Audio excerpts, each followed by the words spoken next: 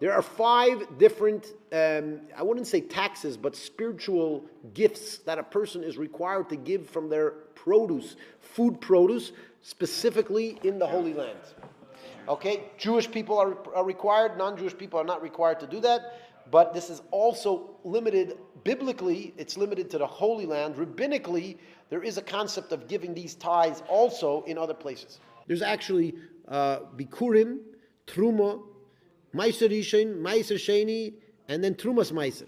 And by the way, untithed produce is actually not kosher. It's treif. It's not kosher. You're not allowed to eat tevel. As a matter of fact, in Israel, unlike all the other places in the world, Jews will buy produce from a store without any kosher symbol. That's just the way you go. If you go to New York, if you go to China, you go to Europe, you go to England. Okay, I'm not sure how many of you viewers are Jewish or not, but if you're Jewish, you'll know that a Jew is not usually particular on produce. You go to a fruit store, a vegetable store, and you buy vegetables. In Israel, it doesn't work like that. In Israel, every single produce store has to have a kosher symbol. Why do they have to have a kosher symbol?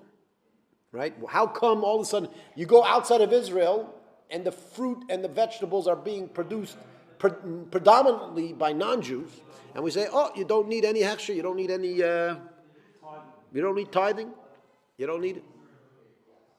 But when you come to Israel, where a large amount of the produce is actually done by Jews, right? All of a sudden we say, oh, we need a kosher symbol. And the answer is because in Israel it gets more complicated.